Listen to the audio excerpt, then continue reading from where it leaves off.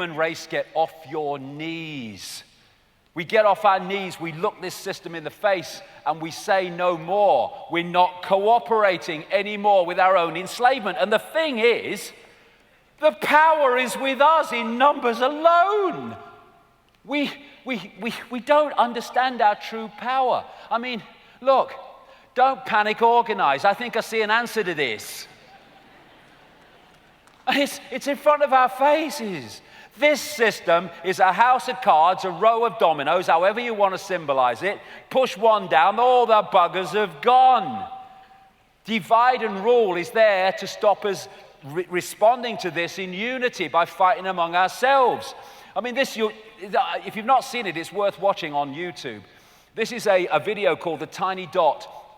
And what it does is show the numbers comparison between the American people, and this is only some of it, and that which is dictating to the people and dictating their lives and changing the laws that impose themselves on their lives. We are the many and they are the tiny few.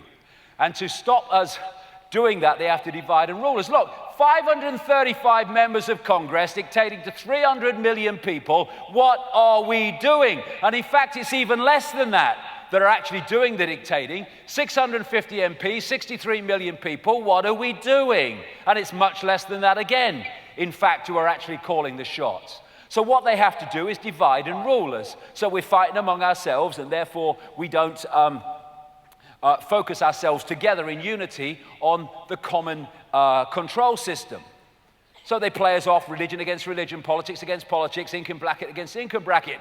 And we need to understand that this conspiracy is not designed to enslave Jewish people, Muslim people, middle-class white people, conservatives, Labour, Republican, Democrat, whatever. It is designed to enslave all of us that are not in the 0.1%. That is, for goodness sake, let's concentrate our minds, put down our dividing belief systems, put them aside, and let's unify with what all of us are going to be affected by and increasingly are affected by. Let's look at the control system that wants to enslave us all, and let's work together to bring it to an end, because we have the unity, we have the numbers to do that. We fight among ourselves. Resentment, Carrie Fisher, great quote, resentment is like drinking poison and waiting for the other person to die. Well, let's put this aside, for goodness sake. All this internet stuff you see, all this abuse. You know, at Anonymous, typical example, at Food Nutrition, I'm a 30-year-old fitness fanatic and food expert, and you're wrong, you dumbass. All this is going on. All this abuse. All on these conspiracy sites where all this abuse is going on, and they say they want to change the freaking world. They're just perpetuating the world that they say they want to change. Look at all this, slaves fighting slaves. Can't we see it? Can't we see that there's a common enemy, if you want to use that word? I don't like it, but there's a common focus that we need to look upon and deal with. And while we're fighting among ourselves, and while people in uniform within the 99% are policing on behalf of the 1% or less, the system goes on. And this is one of the biggest divide and rules of all. Me, me, me. At least, you know, if you're in a religious group or belief system or political, whatever, at least as a group of you divided from a group. What me, me, me does is divide every individual in me, me, me mode from the rest of humanity. Because the only decision that's being made on actions is what is right for me, me, me. Therefore, the rest of humanity is excluded from the decision-making process. It just isolates every individual in a little island, a little bubble, outside the rest of humanity. And what would change this world overnight if we started doing what we believe to be right and not necessarily what we believe to be right in the moment?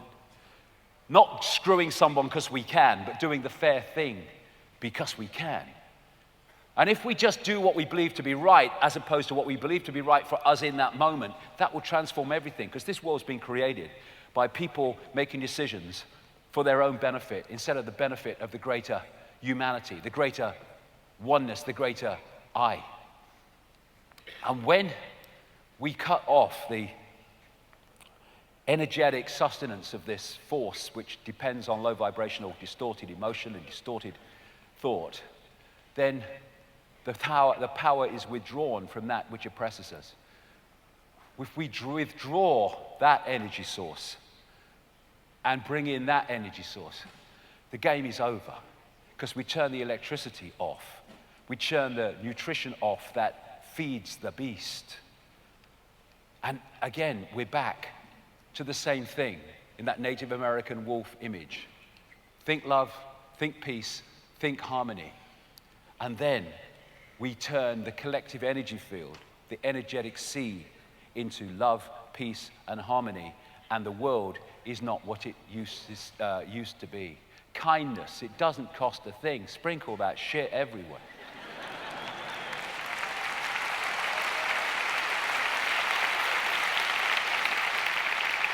It's a choice.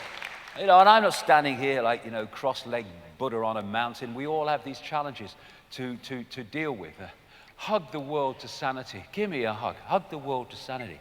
Isn't that nicer than a conflict? Isn't that nicer than shouting at each other? What are we doing? And it's only a choice. It's only a choice, and people think it's trite and it's weak and it's not very much. It will change the freaking world if we did this. Infinite love is the only truth. Everything else is illusion. When we realize that, we go outside the illusion. And I've been talking for years about the truth vibrations, right back in the early 90s, when I was told through a series of different psychics in different parts of the world at that time, the early 90s, that there was an energetic change coming that was going to act like a spiritual alarm clock. It was going to wake people up from the slumber, wake people up from the unconscious states that we have been manipulated into. And in 1990, when I started out and I heard that, there was no evidence at all that that was the case. Now, the evidence is massive. Well, I walked a lonely journey and there weren't many people on it, but now the number of people awakening, the number of people out of the mainstream that are awakening to things they would have rejected by reflex action is fantastic now. The truth vibrations are starting to tease open the programmed mind to perceive reality in its true sense and perceive self in its true sense. And like anything, momentum builds more momentum, but builds more momentum. And we are entering a period now in the next 10 years where much as the system will try more and more and more to oppress and suppress, the awakening is going to wash this away, because we will cease to, gold. I think I used to be a goalkeeper, getting down in freaking installments now. Oh, I've got the sweat in my eyes. Thank you ever so much. That's ever so kind. You see, that was the kindness. And this truth vibrational transformation is happening. What I was told 25 years ago is the more awake will be affected first, and then more people and more people and more people, and eventually people who were solid gold asleep at that time would be influenced by it. It's happening, and it's exponential. So this is a wonderful, wonderful time to be alive, to see this transformation happen. There will be times when we think it won't be. There are times when we think the system and the program is too powerful, but it won't be. We are going to bring this system to an end by changing who we are and therefore changing the nature of where we are. 'Twas always so. Darkness cannot drive out darkness. Only light can do that. Hate cannot drive out hate. Only love can do that. Martin Luther King. And therefore, stockpiling weapons and fighting the Illuminati is just joining in the very conflict that feeds the beast. We need to love this world into a state of love. There is no other way of doing it. And what is love? People think love is weak. It's not weak. It's the ultimate power. It will not walk backwards in the face of anything that it believes is right. And love is not always about lovey-dovey stuff. Love is also about putting yourself on the line, speaking your truth, standing up against oppression, standing up against all the shit that comes your way because you believe that what you're doing is right and serving the greater good. That's also love, even though you might lose your temper here and there. The reason you're doing it is because of love, because you want this world so badly to be what it can be.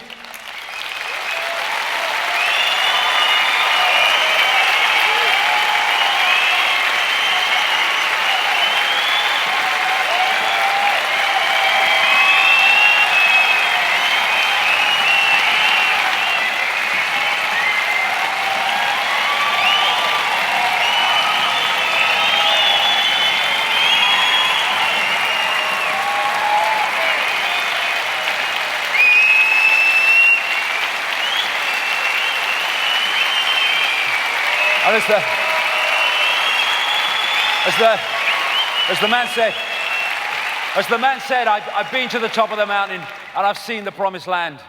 I may not get there with you. I'll fricking get there with you. I'll get there fricking with you. I'm not going until this change, this transformation is over. I've invested too much of my life in this.